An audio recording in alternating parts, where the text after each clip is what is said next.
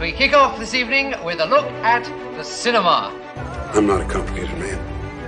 I like cinema. It's beautiful, beautiful cinema. Cinema history come to life. I found my solace in the small cinema I went to every Thursday night. I'm a professor of cinema. I go to the cinema for the stories. There was no competition between the cinema and seminar. I mean, it's not within the realm of conventional cinema. And now, here's Bass and Johnson with a cinema review.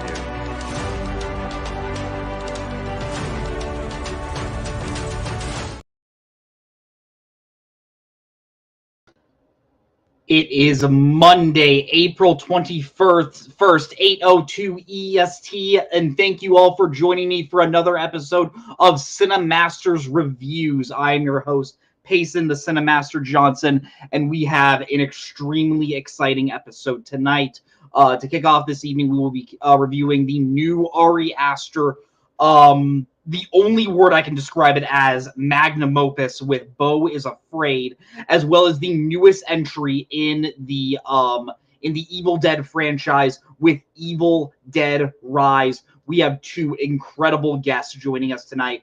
Later tonight for Evil Dead Rise, I will be joined by one of the co-founders of the video store, Mike Hanley. But tonight, joining me right now to talk about Beau is Afraid, and he will also be talking with me about Evil Dead Rise, the only person I know that loves A24 as much as I do, Aaron J. Aaron, I'm so excited to have you on tonight. How are you doing?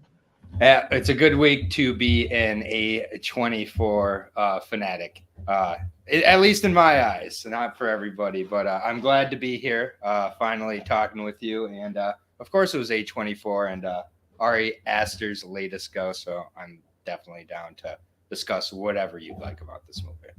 No, 100%. When I saw that there was an Ari Aster movie coming out, I was like, I need to get Aaron J on this panel, on this show, because I know how much he loves these his filmography. And let's just jump into it with our first review of the night. Beau is Afraid, directed by who we just named, Ari Aster. This is a film about a middle-aged man by the name of Beau, played by Joaquin Phoenix, who has just gotten a phone call from his mom to come and visit him. Suffice to say, things start to go awire. He ends up in an accident, and it slowly becomes a giant odyssey of him trying to realize that he needs to face his fears and his own anxieties in order to stand up to his mother and his difficult issues with his supposedly deceased father. Aaron, I know how much you love A24. Could you just tell us what you've thought about Ari Aster's two previous films, Hereditary and Midsommar? Yeah, one thing for Ari Aster is all of his movies I've gone into extremely hyped for, including Hereditary. I mean, there was it felt like 6 to 8 months of build up to that movie, which obviously, when I saw Hereditary, when I first left, I was like, I'm not sure I liked this movie. And it was kind of because this was before, Hereditary just influenced so much of the last 5 to 10 years of horror, or however long since it's come out.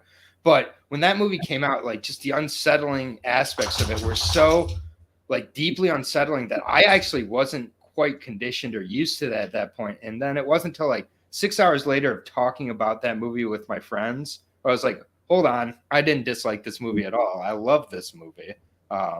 And then came back, revisited it.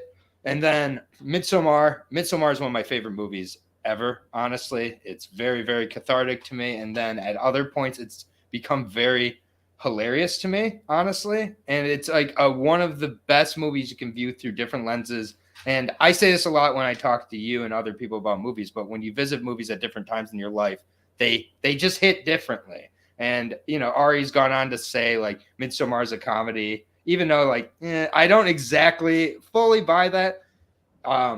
This is a comedy. And, and we'll get into it. I don't want to spoil too much, but this is oh, my God, it's just hitting on all cylinders from a comedic point of view, where Hereditary and Midsommar had funny aspects or funny moments, funny scenes, maybe even character. But, this is full on hilarious to me, and that might say something about me as a person. But yeah, his first two movies, I liked more as time went on. Midsommar is one of the movies I've seen more in theaters than any movie ever, and I love that movie. So no, that's totally fair. I feel like, and I could be wrong.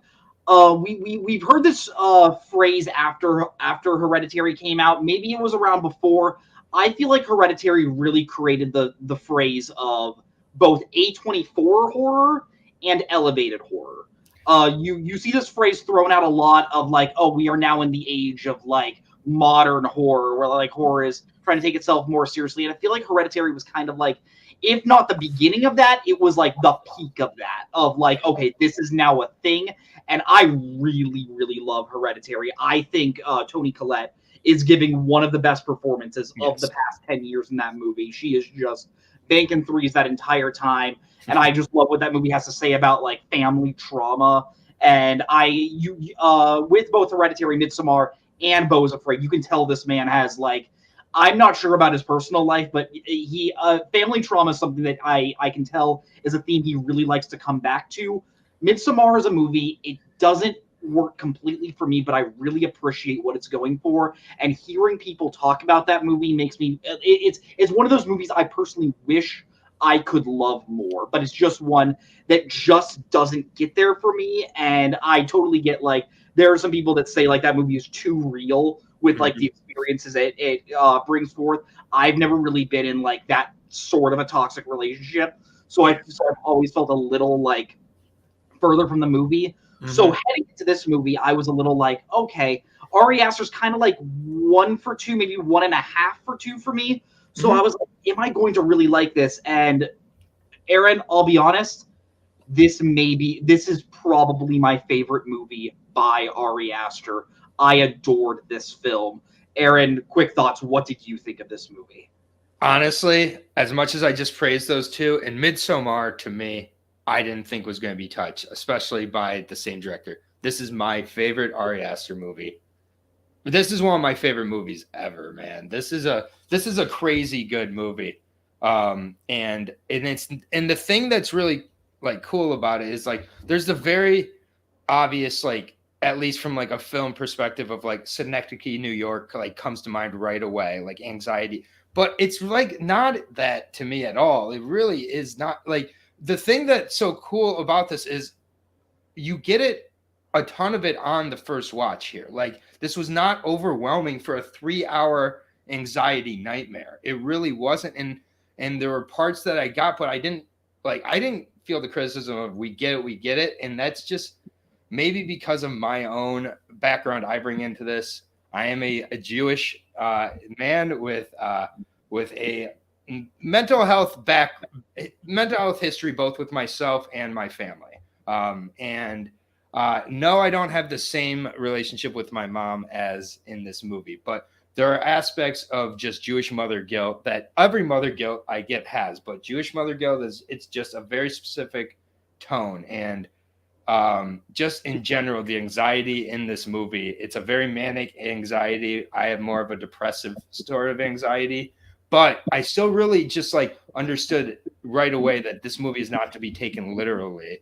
At least from my perspective. And it's just, this is Beau's reaction to the world, and he's in a nightmare and he reacts to it all like a nightmare, not like it doesn't make sense, because when you're in a nightmare, you just are like, oh, like it's just, I don't know where I'll let you guide the kind of discussion, but I feel like the way they divided into 6 worlds or 4 worlds, however you feel, I feel it was like 6 sections.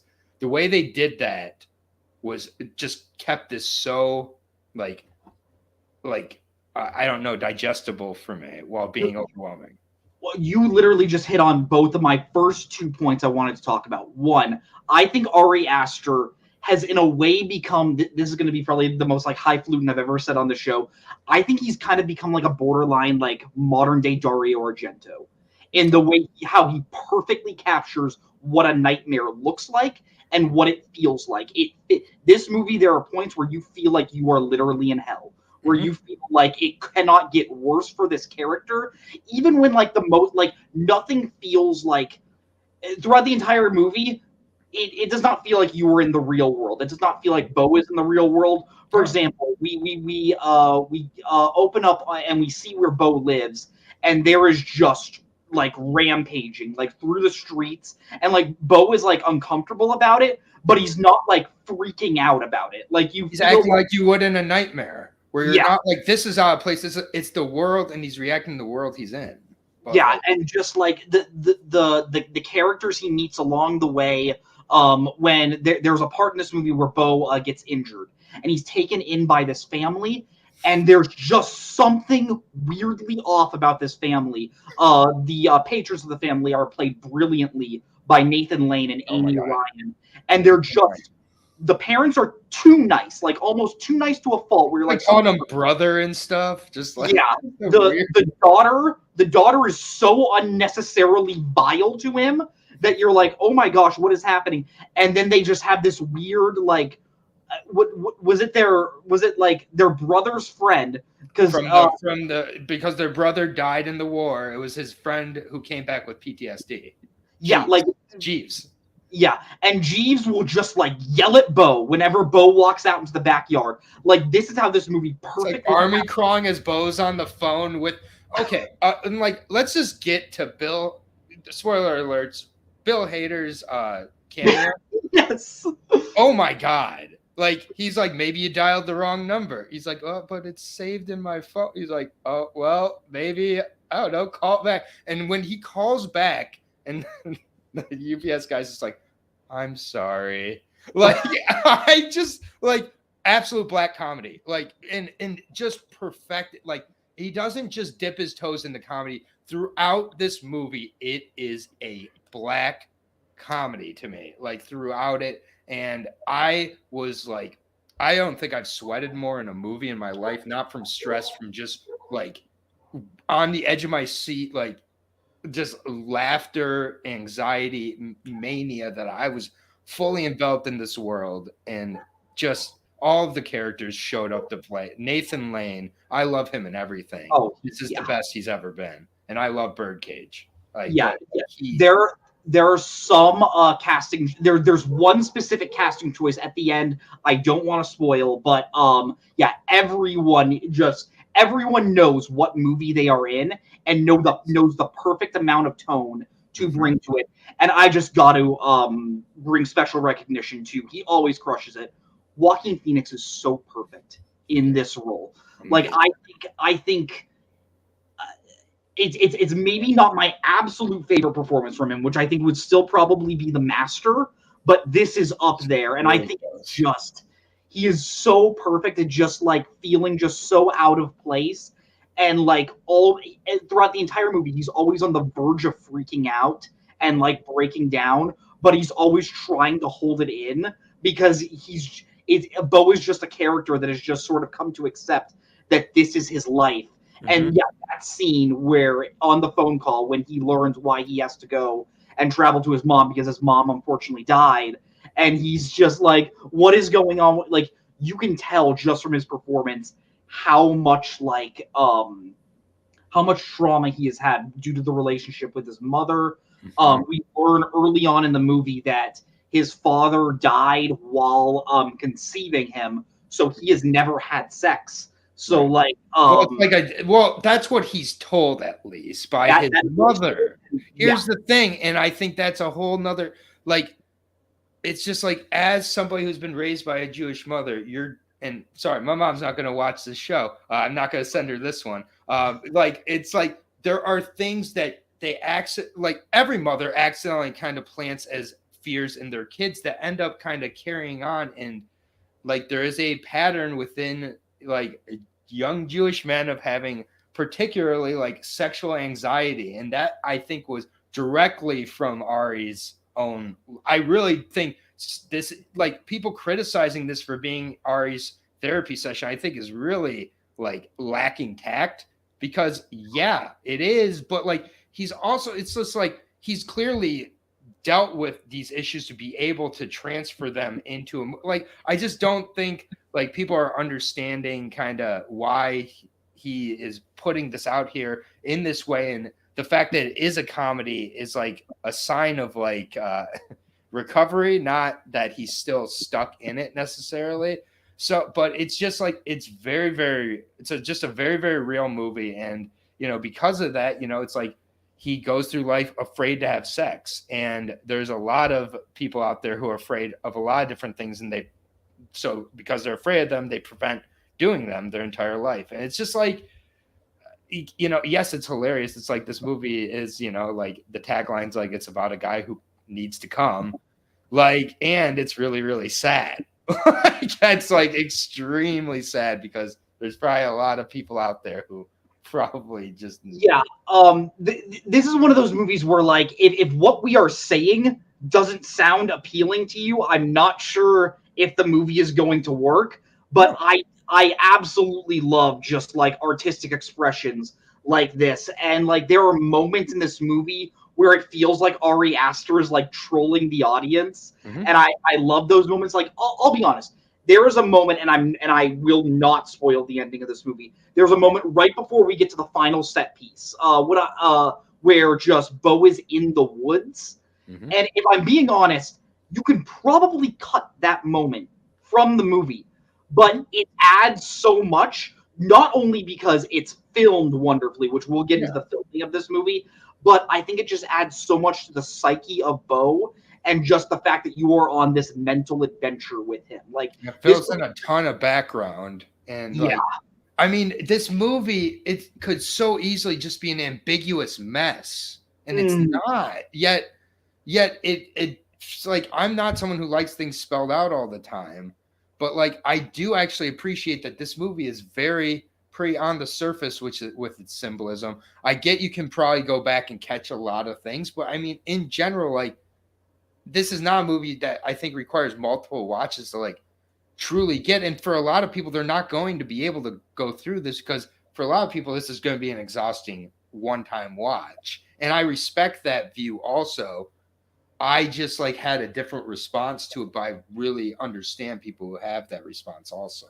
No, yeah, this is one of those movies, and I tweeted this out when I saw it, where I said, I love this movie, but this movie is going to be a very valuable lesson in me in teaching me that people disagreeing with me on movies is absolutely okay, because this is going to be one where you are going to love it or you are going to hate it. Mm-hmm. We are two people that just absolutely adore the film, but this is going to be a movie that it just might not be on your wavelength.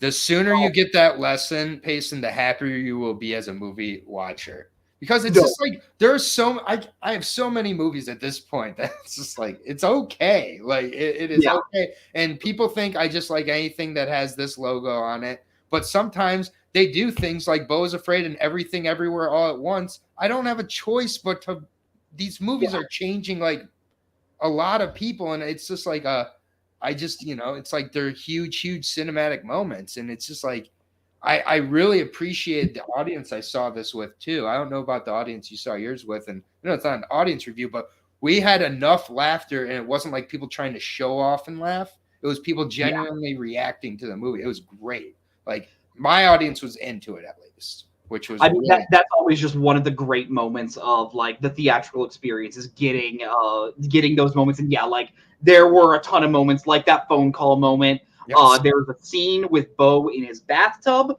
and he looks up, and I'm not going to spoil what happens, but that was a great laughter moment. Yeah. There was a scene towards the end with Parker Posey, who is excellent in this film. And that is the peak of uncomfortable. I can't think of a funnier needle drop. I can't. So good. Like can't. Parker Posey is incredible in this movie. Patti LuPone is so good as Beau's mom. Yeah, she is. Who's the guy who plays the younger Joaquin Phoenix? Because good Lord, the not CGI Joaquin Phoenix, that is incredible.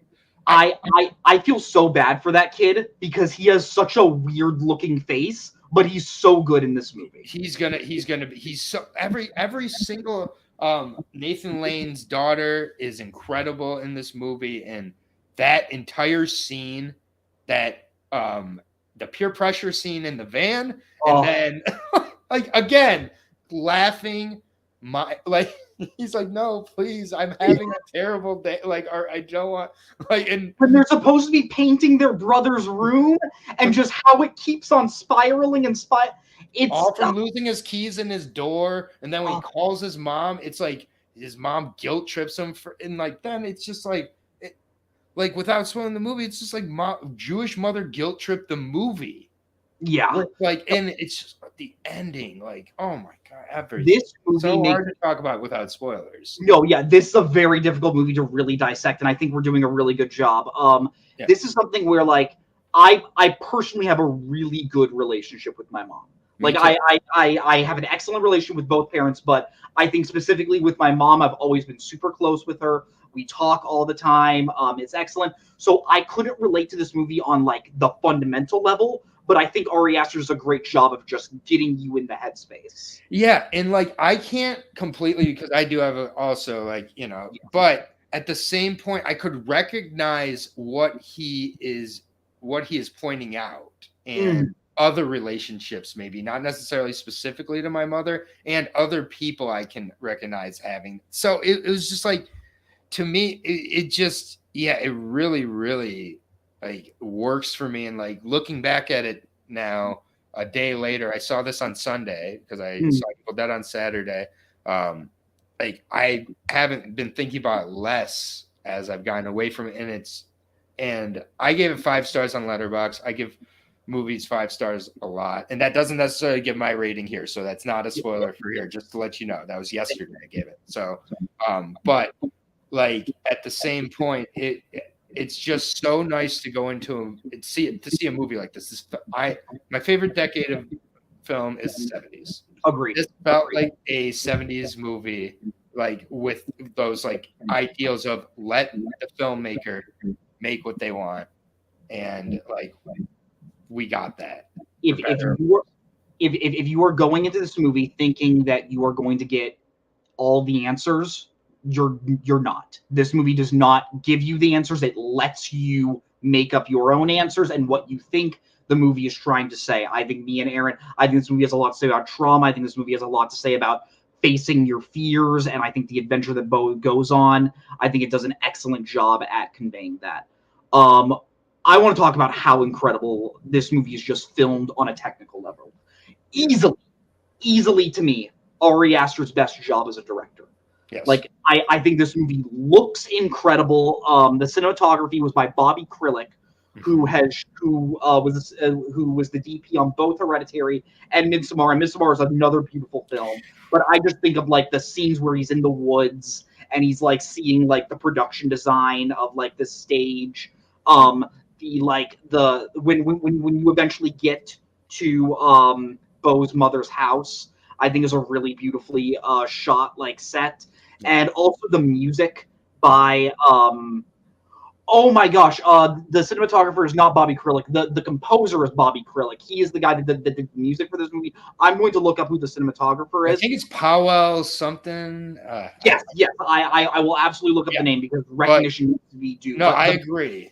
The cinematography in every world again was so engrossing. From the first world where we kind of see Beau and his apartment and everything like that, it's just kind of gross and yellow, to the play, just all of the different worlds. And it's just, again, it kept it so fresh. Like one thing I kind of thought about, go ahead with the cinematography. Paweł Pogorzelski.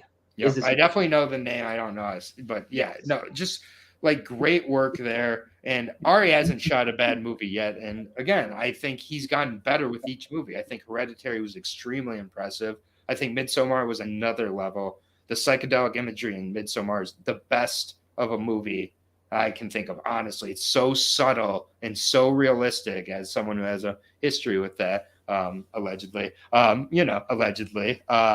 and then Beau is just so diverse, which again, that keeps it mixed up. I also just, I didn't think this movie felt 3 hours. Like I know it felt like a lot by the end. It did not feel, and I get that people say they could take out a chunk and everything like that, but the chunk that you're taking out is the most beautiful, creative, like part of the movie, which is like the Red Shoes homage. And if you've seen the Red Shoes, then you know exactly what I'm talking about. Yeah. And the Red Shoes is great. Go check out the Red Shoes. And then I was like kind of pleased to see like a tweet going around that had this with like After Hours and a few other movies. I was like, oh yeah, I also put that together. No, I would first off, okay, so to touch on what you said about the length, I did feel the 3 hours, but I mean that in a good way. There are some movies where I like it when I feel the length of the movie because it feels like I'm going on an adventure. And that is the perfect way to describe this movie. Is it is an adventure movie because you are watching Beau from step one, getting out of his house, and it feels like the biggest journey this person has ever been on. And I absolutely loved it. I think you should feel drained while watching this movie because I think it does it in the perfect way.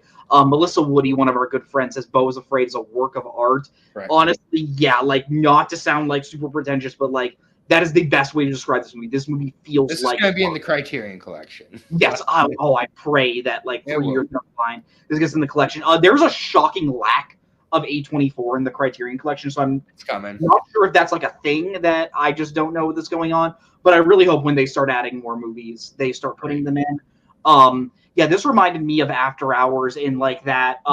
It's just filled with like anxious comedy. I think the big movie I kept on going back to was A Serious Man.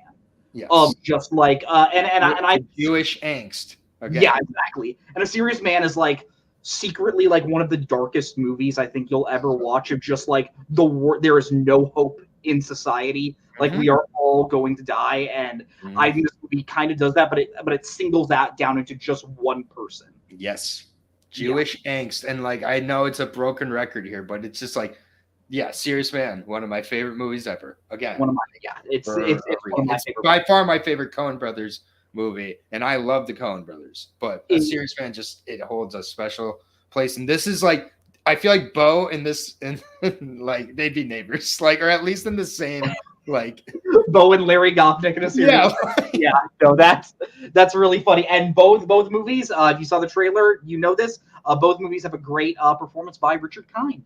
Yeah, oh my, what? That's just redundant to say that though. Yeah, Richard Kind is great. I think if you're good, are you good to head into final ratings? Yeah, absolutely. Yeah. We review movies on a scale of 0 to 10 videotapes here at Cinemaster's Review. 0 videotapes is an awful experience, one that you never want to experience again, one that makes you question your love of movies and whether movies are right for you, and 10 is a life-changing one. Like borderline life-changing, there are very few flaws. Actually, you know what? No, maybe there are many flaws in it, but it's still one that you love. It's one that you'll always appreciate. My good friend Mike, it looks like he's here. But Aaron, out of 0 to 10 videotapes, what would you give this movie? Yeah, it's a day later, and my love has only grown for Beau. It was already at a 5 out of 5 on Letterboxd, which when I multiply that by 2 is a 10. I'm going to go with a 10, man. This is a life changer for me, and I have no problem saying that. And special shout out to my fiance, Abby, who has a fantastic Letterboxd account. Just go ahead and check out the pinned tweet on my Twitter if you want to. Like, she makes some better reviews than I do. She doesn't like 3-hour movies all too much, and she really doesn't like when like kind of things are too pretentious. 5 out of 5 from her as well. Like, I mean, this is like a divisive movie for sure, and we have 3 people so far, and then I know Melissa loved it as well. But like, I again respect, like I echo your statement that you said earlier. I really understand people who hate this movie as well, but like I don't understand people like are Jeff Snyder of the world. So I just want to make that distinction there, because Jeff Snyder's a Jew. He should know better, really better with this stuff. And I could say that, Payson. All my thoughts are I'm not touching that. I said it. it. Jeff Snyder blocked me on Twitter for a reason, which doesn't take much. But yeah, no, this was such a fun movie, and I can't wait to watch it again in the future. Honestly, I'd probably go to the theaters again to see it. Not all opinions by Aaron J reflect the opinions of the semester. Yes, just want to be clear. Yeah, I adore this film. I have been teetering back and forth as to whether or not this is going to get my first 10. And I don't think it is. I think I'm going to slow down at 9.5, But my gosh, I love this. It's one of those movies that's just unlike anything you've ever seen before. It's if I were to recommend you go see this, if you're into super original, like trippy stuff, absolutely go watch it. But like, even if you aren't, like, I would at least say watch it and give it a try. Maybe wait till when it's on streaming or video. But like, these are those movies where I'm just like, where I just ask people, like, just try to challenge yourself a little. If it's not your vibe, I totally get it. But there's just so much that this movie is saying, and I want more movies like this. I just love it when directors are just given money and they can just do whatever they want. It just feels unrestricted, and that is what Ari Aster did, and I adored it. Agreed. Yeah. Well, we would usually save a little bit of time before we go into our next review, but it looks like Mike is already here. Looks like he might be having some. Looks like he might be just getting ready. So if anyone has any comments, if you want to ask Aaron anything, feel free to, as Mike starts to get set up for our next review. Aaron, if I could ask, what is your favorite A24 film? I mean, it's gonna be my favorite A24 film. I bet forever. It's gonna be hard for this ever to be topped because it's kind of what got me truly, truly obsessed with A24 afterwards. It's The Lobster. This movie, it hit me at the right place, right time, right moment. I saw it with my mom, who never sees movies in theaters either. She wanted to leave like 10 times in the movie. It was like, it's just an and then that afterwards, like, I didn't even really pay attention to like the graphics before the titles, like A24 or whatever. I didn't used to pay attention to that really at that point. And then I was like, what is this A24 thing? And then like, I was like, I wonder, like, I didn't put it together at that point. And then right after that, I think The Witch was coming out. And that was one that I went to theaters again and I loved, and everybody hated it. I was like, what are you guys talking? Like, they're like, oh, it's not scary. Like, that was like the criticism of The Witch when it came out. And then another like weird A24 movie came out, and I was just like, man, they like are making like weird movies after weird movies, and like they don't care if everybody likes them or not. And then I went to see like It Comes at Night, and that's like the best example of that to me because people really hated that movie, and I was just like, this movie's incredible. And I was just like really confused at why everybody hated it. But then I saw the trailer, and but no, The Lobster. What about you? Yeah. For me, it's funny. I think The Lobster was the first A24 movie I saw knowing that it was an A24 movie. Like, at that point, I was like, okay, I'm a fan. I weirdly think, I could be wrong, I think The Witch may have come out a few months before The Lobster. You might be right. Yeah, because I remember Ex Machina was the first one I saw, which is still one of my all-time favorites. And then I saw The Witch, Green Room, and those three, I think, are three incredible movies. And I went to go see The Lobster, and I was like, okay, whenever this studio puts out a movie, I am going to go see it and at least give it a chance. And there are A24 movies I don't like, but usually I'm very impressed. I think The Witch I didn't know was A24 when I saw it then, actually. I don't remember what came out after, but yeah, The Lobster is definitely my favorite A24. I think it may have been Swiss Army Man because I remember seeing that in like June of 2016. Yep, and I love that movie. Like, honestly, there's very few A24, even the ones I don't like. I just don't like. I don't hate any A24 that I can think of except like, there's not any that I can think of that I hate. Spring Breakers was one that I had to revisit, but I loved when I revisited it, and there are a few I'm not like super high on. Like Mid 90s is a movie that never really did too much for me.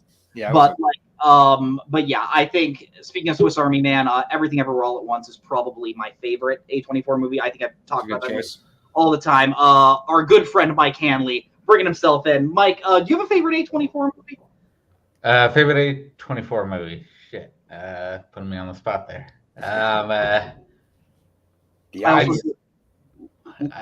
Lady Bird is also, like, for the longest time, that was my favorite because that just hit me at the perfect time in my life. Yeah. Swiss Army Man. Swiss Army Man, yeah. That's up there. There you go. Yeah, 100%. All right, well, Mike, if you're ready, I say we jump into our second review of the night if you're down. Yes. Okay. Our second review of the night will be Evil Dead Rise. This is the 5th entry in the Evil Dead franchise overall. Little bit of a soft reboot of the franchise. Very excited to see where it goes after this movie. This follows a woman by the name of Ellie, who her sister Beth is staying with her and her 3 kids. And it spoiler alert, it's an Evil Dead movie. Stuff starts going down. There's a book. There are some spirits called Deadites, and you know what? Crap starts happening, and it's a lot of fun. I'm going to start with Aaron first because before I get to Mike, Aaron, what is your experience with the Evil Dead franchise? So I think this is perfect that I'm on here as a third in command, because I'm definitely going to let Mike take control here. I am and this might make Mike throw me off screen right here. Ash versus Evil Dead was my introduction to the Evil Dead franchise. And oh my God, I love the show. Every episode, I was just like, this is so my shit. Like, it is just hilarious. It is disgusting. Like, they don't care about sticking to conventions. They make their own, and then I went back and watched the first one, and I was just like, well, this is just like a regular horror movie.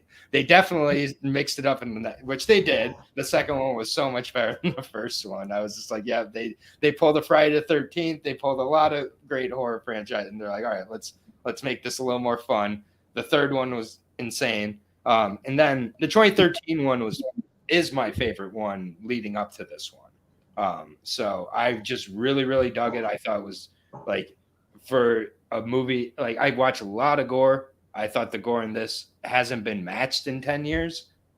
Still, like, I mean, it holds up. Like, I watched it accidentally on its 10-year anniversary, like a week or so ago. And it's just like, it was made yesterday. And it's just like, it's such a, like, yes, they repeated it a couple times now, but there's a reason. And they mix it up enough to where they're all fresh, and Rise is like a perfect example of that, even if it didn't work for me as well as any of the other ones for me, without spoiling too much. 100%, Aaron. Mike, let us know what you think about the Evil Dead franchise. Okay, so 4-year-old Mike goes to watch Army of Darkness in the theater because of my dad and my mom, who really wanted to go see it. And I had such a great fucking time with that movie. I absolutely loved it. And then around that time, I don't know if it was directly right after, but then I was shown the first 2, and I fell in love with Bruce Campbell, and I fell in love with the world of Evil Dead. Definitely shouldn't have been movies I was watching as a little kid, but it is what it is. It's stuff I was shown, and over the years, I've grown to love the franchise even more. And then when they decided to reboot it with 2013 and make it straight horror, I absolutely loved it. I thought they did extremely well with it. The blood effects were amazing. Jane Levy coming in was perfect as the lead character. And then, as Aaron brought up, Ash vs. Evil Dead, basically a sequel to Army of Darkness, was perfection. I absolutely loved it. I wish that they would have gotten the 5th season like they wanted to, but Stars just wasn't the platform for that show.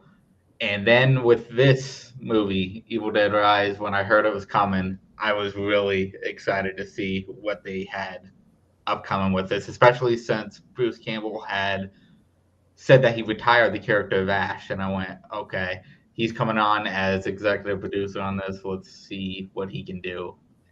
And yeah, Evil Dead Rise came and went. Yeah, I discovered the Evil Dead franchise. I had always known about it. And first off, I just want to say, I usually have like an unspoken rule on this show of like, I try to keep it a light PG-13 on the language. Guys, I'm just gonna say that movie's gonna be going out tonight. These are not movies for kids, and I'm not even gonna try to restrain this man in terms of his language. Aaron, you did honestly a really, really good job. Once Mike got on here, I just assumed.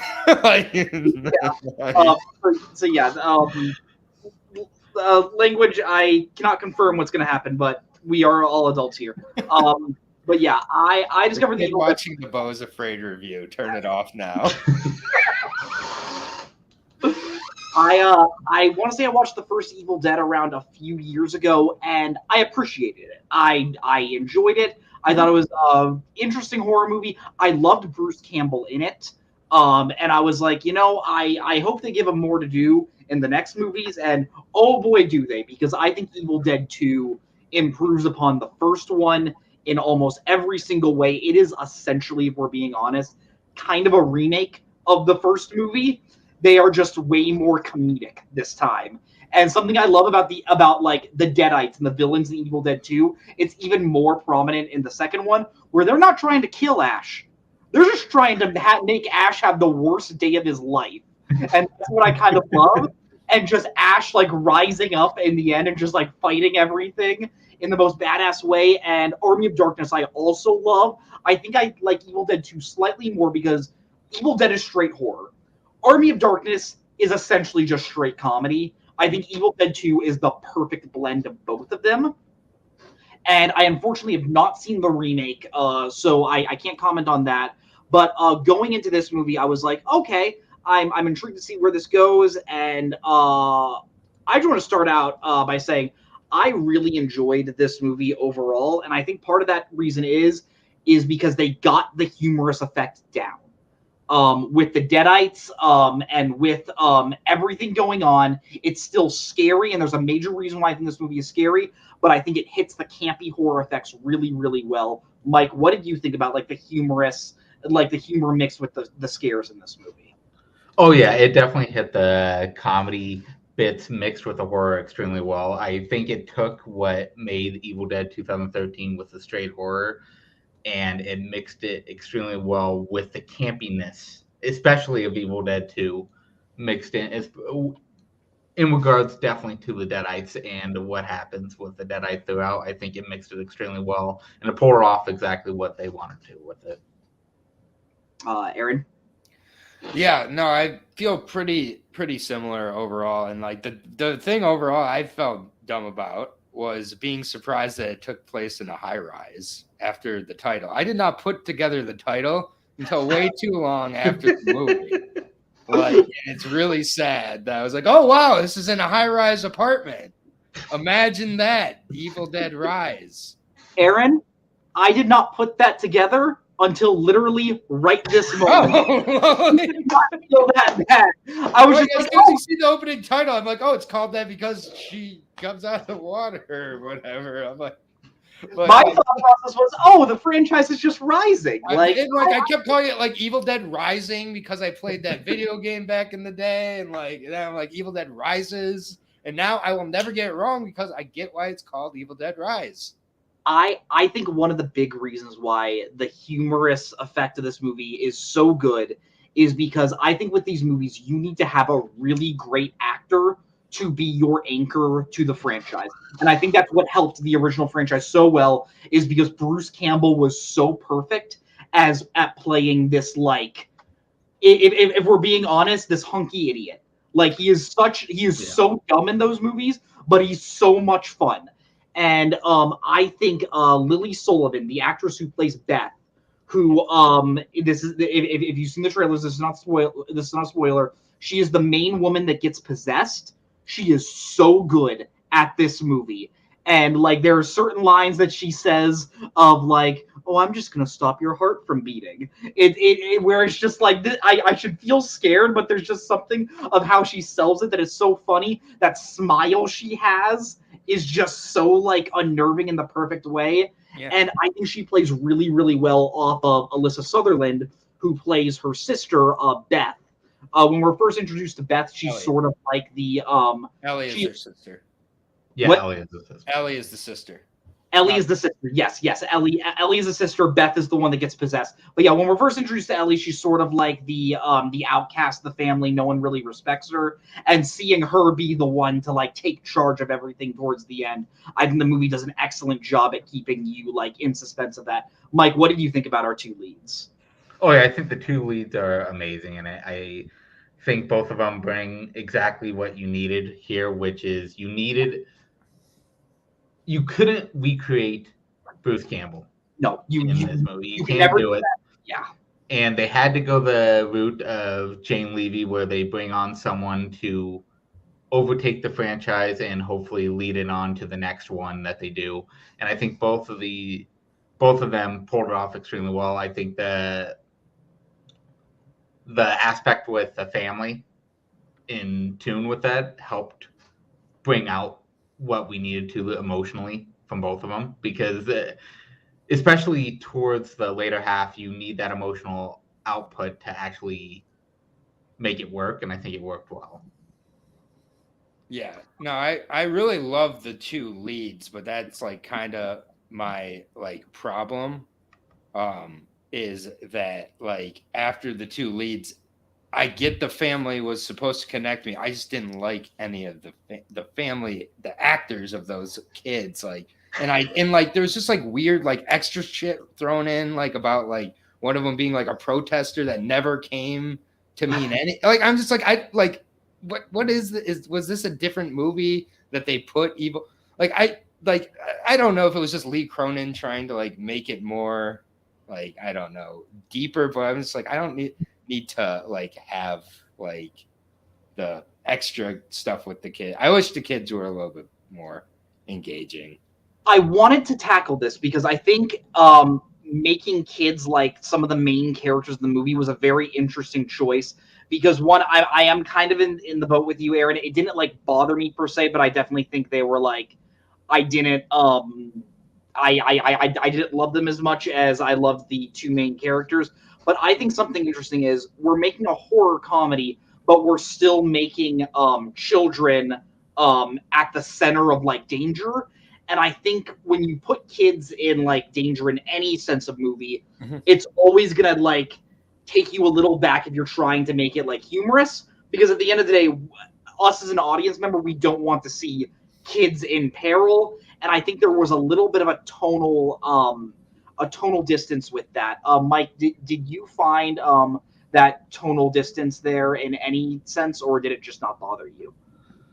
It didn't bother me as much. Like, it does start off very like, other than the straight up opening, the first like 20 minutes of it does start off for sure in a different tone, and then it hits that elevator sequence, and then it just which is a great homage. That elevator sequence that's how you homage Evil Dead to me. Like, you don't say this the lines and do the same thing. Like, that is just like a really, like, if you're a fan, you're gonna understand it and see the homage. And if not, it's still a great sequence with the I just loved the ending of this movie when you're seeing the both of the weapons that are being used by both characters in the end of this movie. I think that was like, it's not in your face, but it's like, it's still a nod to be like, yo, we are Evil Dead and this franchise has a legacy. And that's what I really liked about that.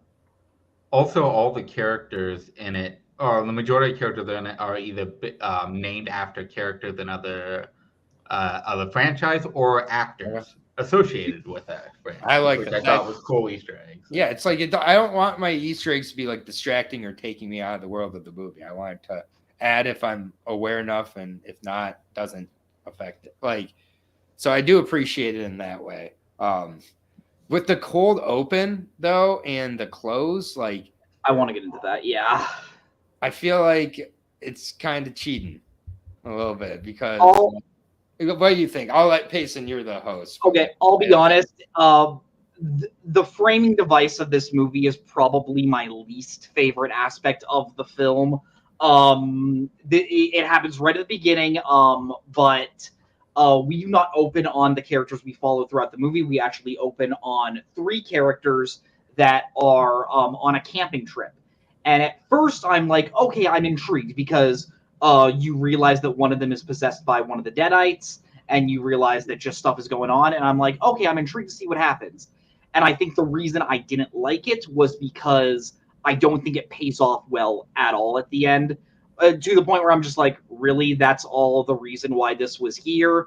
I get that, like, you gotta have a franchise, you gotta find a way to continue things, but at the end of the day, this is Evil Dead. I don't think that was needed. So if I were making this movie, I would have cut that framing device out of it in general, because I think it kind of leaves you on a bit of a sour note. Mike, what did you think about the framing device?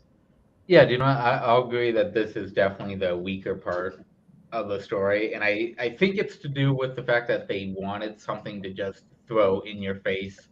This is the opening. Let's go. This is how we're going to start it because they knew that they were going to have a slow build up to get to the rest of the movie. So they went, let's open it in a big way. But yeah, I think they could have figured out another approach to kind of take with it show to frame it better than they did, especially what happens with the ending. Yeah, it really it took my overall enjoyment down significantly because it didn't just affect me at the end of the movie. It affected me right at the beginning when I saw One Day Early. Like I'm like, oh, like I almost like let out an audible groan in the theater. I was like, oh no. Like, cause like either I just got the middle of my movie spoiled or I got the end spoiled even worse. Like, and it's just like, I don't like, that's just like it's like, I can't think of a lot of movies where that's happened and I've enjoyed it. Like it's really a hard trick to pull off. No, that makes sense. I it didn't bother me at the beginning. At the beginning, I was still in the movie. I was like, okay, let's see how we get there. And then seeing how we get there and just seeing how it didn't really affect the characters that I cared about was the reason where it kind of lost me towards the end. I want to touch on what Mike said where yeah, I understand that Lee Cronin probably wanted to add it so that way you just jump right into the movie, and because the movie does definitely take its time a little bit before we get into like the main like just stuff, just I'll say it, just shit hitting the wall in the best way. Or fan, which is I hate to be that guy. You're reversing the names of the characters. You're totally good, Jake. Yeah, Aaron and Mike got on me. But I definitely felt like with this movie being such a lean 90 minutes, I don't think I really needed it. I think when your movie is that short, I think you can have your audience. I think you can rely on your audience to wait just a little while for things to really start getting going. But that was a great title card, though. Oh, it was. Oh yeah. I mean, that's where it's like it's so good, but like they had to like jam it in there. Like, yeah, it's like, oh, we got this amazing scene, we gotta put it in there. Rise. Maybe my favorite element of this movie, and something that I think is helped by the fact that this movie doesn't have like the biggest budget. The lighting of this movie is so good. There are so many horror movies I see where that they feel so overproduced, and they feel so, like it feels like I'm watching just like a movie. This movie does a great job at giving a reason as to why it is so dimly lit, and it which I think adds so much atmosphere to the movie and just makes you feel grosser while watching the movie. And this movie was made for $20 million, and it uses its budget perfectly because I think with having it so dimly lit throughout the entire movie and having like scenes where like the characters can only see due to the lights on their phone, I think really adds a layer to the horror of this movie. Mike, what do you think about like the lighting effects of this film? Oh yeah, I think it's extremely well done, and like you said, in horror movies especially, the lighting is a big aspect of these movies. Where if you don't pull off great lighting, because a lot of it takes place at night or in dark elements, if you don't pull it off extremely well, just like the audio, it's gonna fail. And this one, I think, especially during like the sequences of like the vault and the elevator shaft, those types of sequences, you don't need overproduced lighting, but you need that natural lighting look to be able to pull it off, and I think they do it well. Yeah, no, yeah, I agree. And I mean, just my favorite sequences were just when she terrified the entire building, the people. I mean, I just like it was just like, and I heard she in an interview, the actress said she kind of channeled Jim Carrey in The Mask as one of her biggest inspirations, and I just think that's like a great inspiration, first of all, for a horrific performance, and like I kind of want to go back and see it now because like kind of can see it recounting it in my head, but I'd like to see it watching for that. But yeah, and like this movie also the key is to like not use its lighting at times to kind of hide some things and allow you to kind of describe the gore for yourself. Even though this movie was gory, but it was not 2013 gory. Like let's be honest here. But like, and Lee Cronin isn't like from his previous horror movie I saw like really into the gore. So like credit to him, but like I think he enjoyed the build up and the family aspects of it, and that's probably why he was like geared towards this more. But yeah, I'd like to. I don't know. I'd like to see it kind of get a little bit away from kind of building that up too much in the next one. I'd like a little more. I don't know. There's just something about this that like I felt like it was kind of almost like homaging like Conjuring type of modern horror, which I'm not hugely into. So maybe it's just my taste also. It just might not be the one for me. I just really loved my revisit of the 2013 one. And to me, this was not that. Like, so maybe that's unfair for me to view through this movie. No, I don't think that's unfair at all. Like, I'll be honest, there are some shots in this movie that are filmed at such like a close angle and make you feel so cramped to the point where you can't really see what's going on. Where I was like, I understand this is a stylistic choice, but at the same time, I do still want to see the action. I do think that is important. It wasn't like a huge issue, but it's something that I think kept me from like getting towards greatness with this movie. But those moments were overall just small. Aaron, you kind of touched on it, and I admittedly have not seen 2013's Evil Dead, so I can't.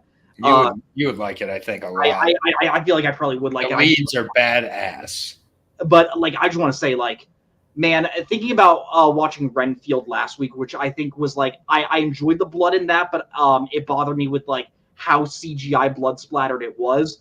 The blood and gore in this movie looks so good. And not only does it look good, it looks real, it looks dark red, and it's like such a huge amount. Like, it's over the top, but it's still fun. Mike, what did you think about the blood effects in this movie? So yeah, the Evil Dead franchise, the one thing it's known for is the blood, and this one succeeds on every level. Like, it does not go as much as Evil Dead 2013 with that ending in 2013, but it gets pretty close with the elevator moment and the kills throughout. Like, the blood is fantastic, and the more blood, the better. Like, when I'm going to an Evil Dead movie, I want to see deadites, I want to see kills, and I want to see blood, and they gave it to me.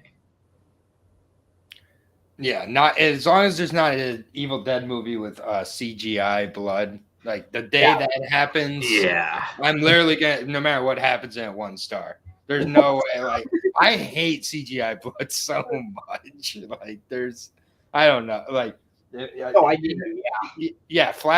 flash forward and put CGI blood in an Evil Dead if you want me to really hate it. Like, seriously. I am one of those people where I'm always like, if you can do it practically, because it's always going to look better than CG. Because as good as you can make CGI, unless you're James Cameron, it's gonna look like a computer. And I think this movie does a really good job at using its budget properly to be like, no, we're gonna put in the effort on these practical effects, and I think that's why it's so much fun. If you guys are, I'm good to move into final ratings unless you guys want to say anything else about the movie. I'll say that if they continue the franchise, which it looks like they will, especially with how much this movie is making, I am looking forward to seeing where they go with connecting the stories of the other movies with this.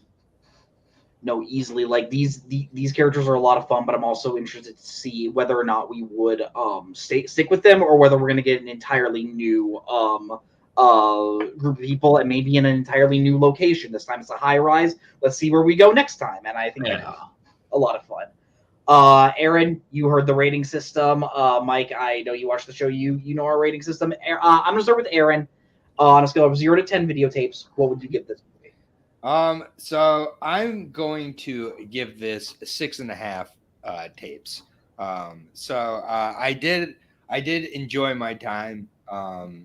I am totally, and I'm also totally willing to rewatch it as well. I think it could grow on a rewatch. I really doubt it would shrink on a rewatch. Also, like, there are plenty of things to like about it. It's just not modern, like completely my flavor, and like kind of like I didn't connect with a ton of the characters, and I like connecting with my characters. And it was distracting, like mentioning she was like a protest. Like I get it's just like trying to make him like a character, but it's like really not. Like I'm good. We're here for 90 minutes. I don't need to learn that she's righteous. But like I was like just still really, really glad to see this was in theaters. I just think it's important that movies like this are in theaters still. Like, and for that, like, I'm really glad people are digging this more than I am. Like, I'm glad no one like that I'm seeing is like hating this. Like, I feel like I'm on the more negative end at like around a 6, like, which is still a movie I'm willing to watch again. So. No, yeah, knowing that this movie was gonna be released just directly to HBO Max, I'm so happy that they decided to put this in a theater because movies like this should be seen in a theater. Mike, would you like to?